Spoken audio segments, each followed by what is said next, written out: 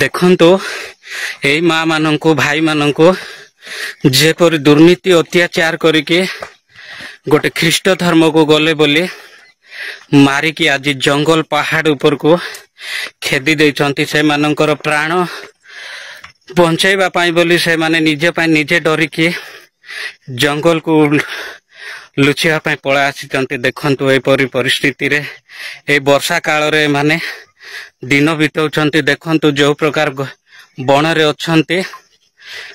ଆଉ ଏ କୁଡ଼ିଆ ମଧ୍ୟ ଦେଖନ୍ତୁ, ଏ କୁଡ଼ିଆ ମଧ୍ୟ ଭାଙ୍ଗି ଦେଇଛନ୍ତି। ଗାଁର ଘର ଯାହା ଭାଙ୍ଗିଦେଲେ ତ ଭାଙ୍ଗିଦେଲେ, କିନ୍ତୁ ଶେଷରେ ଜଙ୍ଗଲର କୁଡ଼ିଆ ମଧ୍ୟ ଛାଡ଼ି ନାହାନ୍ତି। ସେଇ ପ୍ରକାର ନିର୍ଧୁମ ମାଡ଼ ମାରିକି ଏମାନଙ୍କୁ ପଠା ଦିଆଯାଇଛି। ଏବେ ଭାବନ୍ତୁ ଏମାନେ ଯିବେ କୁଆଡ଼େ?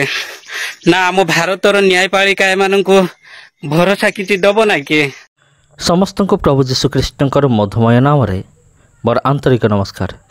ଖ୍ରୀଷ୍ଟର ପ୍ରିୟ ଭାଇ ଏବଂ ଭଉଣୀମାନେ, ଗୋଟିଏ ନ୍ୟୁଜ୍ ବର୍ତ୍ତମାନ ସାମନାକୁ ଆସିଛି।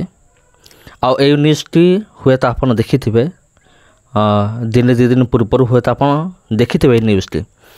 ତଥାପି ଏହି ବିଷୟଟି ଜଣାଇବା ନିମନ୍ତେ ମୁଁ ଜରୁରୀ ମନେ କଲି ଆପଣମାନଙ୍କ ନିମନ୍ତେ। କାରଣ ଆଜିର ଭିଡ଼ିଓରେ ମୁଁ କେତୋଟି ଗୁରୁତ୍ୱପୂର୍ଣ୍ଣ ବିଷୟ ମୁଁ କହିବି, ଯେଉଁଟାକି ଆପଣଙ୍କ ନିମନ୍ତେ ମୋ ନିମନ୍ତେ ନିହାତି ଜରୁରୀ ଅଟେ। ସେଥିରେ ମୋତେ ଭିଡ଼ିଓକୁ ଆପଣ ଦେଖୁଥାନ୍ତୁ। ତେବେ କୋରାପୁଟର ଏଇଟା ହେଉଛି ଘଟଣା। ଆପଣ ଦେଖିପାରୁଥିବେ ସ୍କ୍ରିନ୍ରେ ତା'ର ଆଡ୍ରେସ୍ ରହିଅଛି। ଆଉ ଏଇ ଜାଗାରେ ଏକ ବହୁତ ବଡ଼ ତାଡ଼ନା ଘଟିଯାଇଛି। ଆପଣ ଥମ୍ବନେଲ୍ରେ ହୁଏତ ଦେଖିକି କିଛି ଆପଣ ଭାବୁଥିବେ ନିଶ୍ଚୟ ଯେ ଏମିତି ମୁଁ କାହିଁକି ଥମ୍ବନେଲ୍ରେ ମୁଁ ଲେଖିଲି। କାରଣ ଦେଖନ୍ତୁ, ଯଦି ଆପଣମାନେ କନ୍ଧମାଳ ଦଙ୍ଗା ବିଷୟରେ କହିବେ କିମ୍ବା ମଣିପୁର ଦଙ୍ଗା ବିଷୟରେ କହିବେ, ସେଇଠି ଗୋଟେ ବିଷୟ କମନ୍, ସେଇଠି ଗୋଟେ ବିଷୟ ଘଟିଥିଲା। ସେଇ ବିଷୟ କ'ଣ? ଆଉ ସେଇଠି କ'ଣ ହେଇଥିଲା ନା, ଆମର ଖ୍ରୀଷ୍ଟିଆନ ଭାଇ ଭଉଣୀମାନେ ନିଜର ଘର ଛାଡ଼ିକି ଜଙ୍ଗଲ ଭିତରେ ଯାଇକି ଖରା କାକର ବର୍ଷା ସବୁ ସହିକି ସେମାନେ ଜଙ୍ଗଲ ଭିତରେ ସେମାନେ କ'ଣ କରିଥିଲେ? ଜୀବନ ବିତେଇଥିଲେ। ଜଙ୍ଗଲ ଭିତରେ ସେମାନେ ରହୁଥିଲେ। କାରଣ ସେହି ସମୟରେ ଖ୍ରୀଷ୍ଟିଆନ ଭାଇ ଭଉଣୀମାନଙ୍କୁ ଖ୍ରୀଷ୍ଟିଆନ ବିରୋଧୀମାନେ ସୁଟ୍ କରିଦେଉଥିଲେ, ଜୀବନରେ ମାରି ଦେଉଥିଲେ। ବର୍ତ୍ତମାନ ସେମ୍ ପରିସ୍ଥିତି ଦେଖାଦେଇଛି ଏଇ ଅଞ୍ଚଳରେ। ଆଉ ଏଠାକାର ଯେଉଁମାନେ ତାଡ଼ନା ପ୍ରାପ୍ତ ବିଶ୍ୱାସୀମାନେ, ସେମାନେ କହୁଛନ୍ତି ଯେ ଆମ ଜୀବନ ପ୍ରତି ବିପଦ ଅଛି। ଯଦି ଆମେ ସେମାନଙ୍କ ଆଗକୁ ପୁନର୍ବାର ଯିବୁ, ହୁଏତ ସେମାନେ ଆମକୁ ଜୀବନରେ ବି ମାରିଦେବେ। ଆଉ ସେଥି ନିମନ୍ତେ ମୁଁ ଏମିତି ଲେଖିଲି। ତେବେ ପ୍ରିୟ ବନ୍ଧୁଗଣ, ମୁଁ ଆଜିର ଭିଡ଼ିଓରେ ଦୁଇଟି ପଏଣ୍ଟ ମୁଁ କହିବି। ଆଉ ପ୍ରଥମ ବିଷୟ ହେଉଛି କ'ଣ? ଯଦି ଆପଣ କୋରାପୁଟର ଯଦି ବିଶ୍ୱାସୀ କିମ୍ବା ଆପଣ କୋରାପୁଟକୁ ଛାଡ଼ିଦେଲେ ଯଦି ଅନ୍ୟ କୌଣସି ଜାଗାରୁ ଯଦି ଆପଣ ମୋ ଭିଡ଼ିଓକୁ ଦେଖୁଥାନ୍ତି, ତେବେ ମୁଁ ଆପଣଙ୍କୁ କେତୋଟି ବିଷୟ ମୁଁ କହିବି। ଆପଣ ଏସବୁ ଜାଣି ରଖନ୍ତୁ। ଆଉ ଆପଣ ଏ ସମସ୍ତ ବିଷୟକୁ ଆପଣ ସାମ୍ନା କରିପାରିବେ। ପ୍ରଥମ ବିଷୟ ହେଉଛି ଯେ ଯଦି ଆପଣ ଜଣେ ଖ୍ରୀଷ୍ଟ ବିଶ୍ୱାସୀ, ଆପଣ ନିଜ ଜାଗାରେ ଘର କରିକି ନିଜେ ଅଛନ୍ତି, ଆଉ ଯଦି କେହି ଆସିକି ଆପଣଙ୍କୁ ଡରାଉଛି କି ଧମକାଉଛି ତୁମେ ଖ୍ରୀଷ୍ଟିଆନ ବୋଲି, ତେବେ ଆପଣ ତା ବିରୁଦ୍ଧରେ ଆକ୍ସନ୍ ନେଇପାରିବେ। ଆପଣ ଥାନାକୁ ଯାଆନ୍ତୁ, ତା ନାଁରେ FIR କରନ୍ତୁ। ହଁ ପ୍ରିୟ ବନ୍ଧୁଗଣ, ଯଦି କୌଣସି ବ୍ୟକ୍ତି ପ୍ରଭୁ ଯୀଶୁଙ୍କ ବିଷୟ ପ୍ରଚାର କରୁଛି, ଯୀଶୁଙ୍କ ବିଷୟରେ ଅନ୍ୟ କହୁଛି, ତେବେ ଏଇଟା ବି ଆମ ସମ୍ବିଧାନ ଦ୍ୱାରା କ'ଣ ଅନୁମୋଦିତ। କିନ୍ତୁ ସେଇଟା ଅଲଗା କଥା। ଯଦି କିଏ ପ୍ରଭୁ ଯୀଶୁଙ୍କ ବିଷୟ ପ୍ରଚାର କରୁଛି, ତେବେ ହୁଏତ ମାମଲା କିଛି ଅଲଗା ହୋଇପାରେ। କିନ୍ତୁ ଯଦି ଆପଣ ଖ୍ରୀଷ୍ଟ ବିଶ୍ୱାସୀ, ଯଦି ଆପଣ ନିଜ ଜାଗାରେ ଅଛନ୍ତି, ନିଜର ବିଶ୍ୱାସକୁ ଆପଣ ପାଳନ କରୁଛନ୍ତି, ତେବେ କାହାର ବି ଅଧିକାର ନାହିଁ ଆପଣଙ୍କୁ ଆସିକି ଧମକେଇବ, ଆପଣଙ୍କୁ ବାହାର କରିଦେବ। ଆପଣ କ'ଣ କରିପାରିବେ? ତା ନାଁରେ ଆକ୍ସନ୍ ନେଇପାରିବେ, ତା ନାଁରେ FIR କରିପାରିବେ।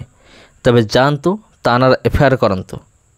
ଏଇଟା ପ୍ରଥମ ବିଷୟ। ଯଦି ଆପଣ ମୋ ଭିଡ଼ିଓ ଦେଖୁଥାନ୍ତି, ଯଦି ତାଡ଼ନା ପ୍ରାପ୍ତ ବ୍ୟକ୍ତିମାନେ ଯେଉଁମାନଙ୍କ ପ୍ରତି ଏମିତି ଘଟିଛି, ଯଦି ସେମାନଙ୍କ ମଧ୍ୟରୁ କେହି ବି ମୋ ଭିଡ଼ିଓ ଦେଖୁଥାନ୍ତି, ତେବେ ତୁରନ୍ତ ଆପଣ ଥାନାକୁ ଯାଆନ୍ତୁ, ଯାଇକି ସେ ଲୋକମାନଙ୍କ ନାଁରେ ଏଫଆଇଆର୍ କରନ୍ତୁ ଯେ ଆମେ ନିଜ ଇଚ୍ଛାରେ ଯୀଶୁଙ୍କୁ ବିଶ୍ୱାସ କରୁଛୁ, ଆଉ ଆମେ ଆମ ଜାଗାରେ ହିଁ ଅଛୁ, ଆମ ଘରେ ଆମେ ରହୁଛୁ, କିନ୍ତୁ ଆମେ ଯେହେତୁ ଯୀଶୁଙ୍କୁ ବିଶ୍ୱାସ କରୁଛୁ ବୋଲି ଏମାନେ ଆସିକି ଆମକୁ ଆମ ଘରକୁ ଆସିକି ଧମକାଉଛନ୍ତି, ଦେଖ ଆମର ଘରକୁ ଭାଙ୍ଗି ଦେଇଛନ୍ତି।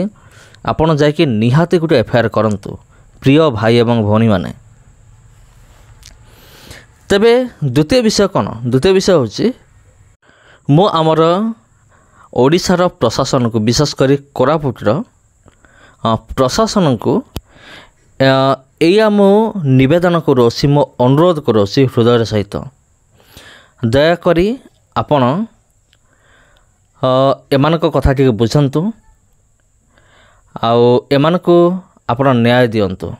ବିଶେଷ କରି ମୁଁ ଅନୁରୋଧ କରେ, ଉଚ୍ଚ ପଦସ୍ଥ ଅଧିକାରୀଙ୍କୁ ମୁଁ ଅନୁରୋଧ କରୁଅଛି, ଆପଣ ଦୟାକରି ସାହାଯ୍ୟ କରନ୍ତୁ ଆମର ଖ୍ରୀଷ୍ଟିଆନ ଭାଇ ଭଉଣୀମାନଙ୍କୁ ଯେଉଁମାନେ ଏପରି ପରିସ୍ଥିତିରେ ଯେଉଁମାନେ ଅଛନ୍ତି। ବିଶେଷ କରି ଓଡ଼ିଶାର ପ୍ରଶାସନକୁ ମୁଁ ରିକ୍ୱେଷ୍ଟ କରୁଛି, ମୁଁ ନିବେଦନ କରୁଛି। ତେବେ ପ୍ରିୟ ବନ୍ଧୁଗଣ, ଏମିତି ଘଟଣା ଘଟି ଆସିଅଛି, ତେଣୁ ଆମେ ଚୁପ୍ ରହିଲେ ହେବ ନାହିଁ। ଆଇନ ଆମକୁ ଯେଉଁ ଅଧିକାର ଦେଇଅଛି, ସେ ଅଧିକାରକୁ ଯଦି କିଏ ଆମକୁ ଛଡ଼େଇକି ନେଉଛି ଆମଠାରୁ, ତେବେ ଆମେ କାହିଁକି ସ୍ୱର ଉତ୍ତୋଳନ କରିବା ନାହିଁ? ଯଦି ଆପଣ ମୋ ମତରେ ଏକମତ, ତେବେ ଆପଣ ନିହାତି କମେଣ୍ଟ କରନ୍ତୁ ଆମେନ୍ କିମ୍ବା ପ୍ରେସ୍ ଦଳର ଯାହା କିଛି ଟାଇପ୍ କରନ୍ତୁ। ତେବେ ସମସ୍ତଙ୍କୁ ପ୍ରଭୁ ଯୀଶୁଙ୍କ ନାମରେ ଆନ୍ତରିକ ନମସ୍କାର। ବର୍ତ୍ତମାନ ପାଇଁ ଏତିକି, ପୁଣି ଭେଟ ଆପଣଙ୍କ ସହିତ ଆଉ ଗୋଟେ ଭିଡ଼ିଓରେ। ଧନ୍ୟବାଦ। ଦେଖନ୍ତୁ, ଏଇ ମା ମାନଙ୍କୁ, ଭାଇ ମାନଙ୍କୁ ଯେପରି ଦୁର୍ନୀତି ଅତ୍ୟାଚାର କରିକି ଗୋଟେ ଖ୍ରୀଷ୍ଟ ଧର୍ମକୁ ଗଲେ ବୋଲି ମାରିକି ଆଜି ଜଙ୍ଗଲ ପାହାଡ଼ ଉପରକୁ ଖେଦି ଦେଇଛନ୍ତି। ସେମାନଙ୍କର ପ୍ରାଣ ବଞ୍ଚାଇବା ପାଇଁ ବୋଲି ସେମାନେ ନିଜ ପାଇଁ ନିଜେ ଡରିକି ଜଙ୍ଗଲକୁ ଲୁଚିବା ପାଇଁ ପଳା ଆସିଛନ୍ତି। ଦେଖନ୍ତୁ, ଏପରି ପରିସ୍ଥିତିରେ ଏଇ ବର୍ଷା କାଳରେ ଏମାନେ ଦିନ ବିତାଉଛନ୍ତି। ଦେଖନ୍ତୁ ଯୋଉ ପ୍ରକାର ବଣରେ ଅଛନ୍ତି, ଆଉ ଏ କୁଡ଼ିଆ ମଧ୍ୟ ଦେଖନ୍ତୁ, ଏ କୁଡ଼ିଆ ମଧ୍ୟ ଭାଙ୍ଗି ଦେଇଛନ୍ତି। ଗାଁର ଘର ଯାହା ଭାଙ୍ଗିଦେଲେ ତ ଭାଙ୍ଗିଦେଲେ, କିନ୍ତୁ ଶେଷରେ ଜଙ୍ଗଲର କୁଡ଼ିଆ ମଧ୍ୟ ଛାଡ଼ି ନାହାନ୍ତି। ସେଇ ପ୍ରକାର ନିର୍ଧୁମ ମାଡ଼ ମାରିକି ଏମାନଙ୍କୁ ପଠା ଦିଆଯାଇଛି। ଏବେ ଭାବନ୍ତୁ, ଏମାନେ ଯିବେ କୁଆଡ଼େ? ନା ଆମ ଭାରତର ନ୍ୟାୟପାଳିକା ଏମାନଙ୍କୁ ଭରସା କିଛି ଦବ ନାହିଁ କି? ଆମର ତ ଯାହା କିଛି ଜାଣିଛୁ, ସମ୍ବିଧାନର ଆର୍ଟିକଲ 25ରୁ 28 ପର୍ଯ୍ୟନ୍ତ ଆମେ ମାନେ ଜାଣୁ କି ଯେ ସମସ୍ତଙ୍କୁ ସମାନ ଅଧିକାର ମିଳିଛି ବୋଲି ଆମେ ଜାଣୁ। ହେଲେ ଏହିପରି ଦୁର୍ନୀତି କାହିଁକି ହେଉଛି? এই পর্যন্ত কালির ঘটনা এটা, এই পর্যন্ত প্রশাসন এ যায় দৃষ্টিপাত করে নাহান্তি। এমানଙ୍କୁ এপরি হইরাণ রখিଛନ୍ତି না, এমানে খাইলে না পিইলে না কোন କରିଛନ୍ତି ତାଙ୍କୁ ବି ଜଣା ନାହିଁ। ହେଲେ ଏମାନଙ୍କୁ ନିର୍ଧୁମ ମାଡ଼ ମାରିକି ଆଜି ଏପଟ ପୁରା ଗାଁ ଏପଟ ଅଛି, କେତେ ପାହାଡ଼ ଉପରେ ମାନେ ଚଢ଼ିଛନ୍ତି। ପୁରା ଗାଁ ଦେଖା ତ ଯାଉନାହିଁ, ଗଛ ଖୁଣ୍ଟ ଅଛି। ସେମିତି ପୁରା ଉପରକୁ ଚଢ଼ିକି ଏମାନଙ୍କର ଜୀବନକୁ ଅତିବାହିତ କରିଛନ୍ତି। ଦୟାକରି ପ୍ରଶାସନ ଯଥା ଶୀଘ୍ର ଏମାନଙ୍କୁ ନ୍ୟାୟ ଦିଅନ୍ତୁ ଏବଂ ଯେମାନେ ଅତ୍ୟାଚାର ଦୁର୍ନୀତି କରିଛନ୍ତି ସେମାନଙ୍କୁ ବି ମଧ୍ୟ ଉଚିତ ଜବାବ ନିହାତି ମିଳିବା ଦରକାର। କଣ ଆମ ଭାରତରେ ଏତେ ଅନ୍ୟାୟ ଅତ୍ୟାଚାର ହଉଛି ମୁଁ କିଛି ଜାଣିପାରୁନାହିଁ। ଏଇଟା କଣ ପ୍ରଶାସନ ଶୋଇ ପଡ଼ିଛନ୍ତି ନା କଣ ଏ ଯାଏ ଜାଣି ନାହାନ୍ତି? କାଲିର ଘଟଣା, କାଲି ରାତିରେ ଯୋଉ ପ୍ରକାର ନିର୍ଧୁମ ମାଡ଼ ମାରିକି ପଠେଇଛନ୍ତି ବୋଲିକି ଆମେ ଶୁଣୁଛୁ। ଆଉ ଶେଷରେ ଆପଣ ମାନେ ଦେଖିଲେ ସେଇଠି ଯେତେବେଳେ ବାଇଟ୍ ନେବା ବେଳେ ବି ମଧ୍ୟ ଗଣମାଧ୍ୟମକୁ ବି ମଧ୍ୟ ସେମାନେ ଡରୁ ନାହାନ୍ତି। ଦୟାକରି ଏମାନଙ୍କୁ କାର୍ଯ୍ୟ ଅନୁଷ୍ଠାନ ଗ୍ରହଣ କରାଯାଉ। ଭାଇ ଆପଣଙ୍କ ନାଁ କଣ? ଟିକେ ସାଉଣ୍ଡରେ କୁହନ୍ତୁ। ହଁ ହଁ ହଁ, ଆପଣଙ୍କୁ ବି ମାରାପିଟା କରିଛନ୍ତି? ହଁ ହଁ, ହେଲେ ଆପଣ ବାହା ହେଇଛନ୍ତି? ମ୍ୟାରେଜ କରିଛନ୍ତି? ହଁ ହଁ, ହେଲେ ଆପଣଙ୍କ ଘର ଭାଙ୍ଗିଦେଲେ? ଭାଙ୍ଗି ଦେଇକି ମାରପିଟ କରିଦେଇଛନ୍ତି? ହଉ କାର ଘର ଭାଙ୍ଗି ଦେଇଛନ୍ତି?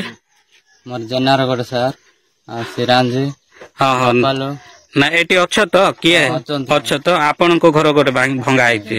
ହଁ ଆପଣଙ୍କର? ହଁ ସାର୍ ଆପଣଙ୍କର ଆପଣ ବାହା ହେଇଛନ୍ତି? ହଁ ସାର୍ ହଁ ହଁ ଆପଣ ବାହା ହେଇଛନ୍ତି? ହଁ ହଁ ଆପଣଙ୍କର ଆହୁରି କାର? ଆପଣଙ୍କ ନାଁ କଣ ଭାଇ? ଗୋପାଳ। ଆପଣଙ୍କୁ ବି ମାରିଛନ୍ତି? ହଁ ହଁ ହେଲେ କଣ ପାଇଁ ମାରିଛନ୍ତି ତାଙ୍କେ? କୃଷ୍ଣା ଧର୍ମ କରୁଛୁ ପଳେଇ ଗଲୁ ବୋଲି। ଆଉ କଣ ହିନ୍ଦୁ ଧର୍ମକୁ ପଳେଇ ଆସ ବୋଲି ମାରୁଥିଲେ ନା ତମେ ଖ୍ରୀଷ୍ଟିଆନ ଧର୍ମ ଛାଡି ଦେଇକି ତମେ ଆମ ସହିତ ମିଳିମିଶି ରୁହ ବୋଲି? ସେମିତି ଏକା କହିଲେ ସାର୍। ହଁ ହଁ ହଁ ଖ୍ରୀଷ୍ଟିଆନ ଧର୍ମ ଛାଡି ଦେଇକି ଆମର ସହିତ ମିଳିମିଶି ରୁହ ନହେଲେ ଆମେ ଗାଁରୁ କାଢିଦବୁ। ହଁ ସେମିତି କରି ଆପଣ ମାନଙ୍କୁ କାଢି ଦେଇକି ବଣକୁ ପଠେଇ ଦେଇଛନ୍ତି। ଆଚ୍ଛା ଏବେ ଆପଣ ମାନଙ୍କୁ କଣ କହୁଛନ୍ତି ସେମାନେ? ମାରିଦେବୁ ହାଣିଦେବୁ କଣ କହୁଛନ୍ତି କି? କହୁଛନ୍ତି ହେଲେ ସେଟା ଏବେ ବି ମଧ୍ୟ ସେମାନେ ମାରିବା ଉପରେ ଅଛନ୍ତି? ଅଛନ୍ତି ହେଲେ ଆପଣ ମାନେ କଣ ନିଜ ଜୀବନକୁ କଣ କହିବା ପାଇଁ ଚାହୁଁଛନ୍ତି? ନିଜ ଜୀବନକୁ ସୁରକ୍ଷିତ ଭାବରେ ରଖିବା ପାଇଁ ଚାହୁଁଛନ୍ତି? ଭୟରେ ଅଛନ୍ତି? ଭୟରେ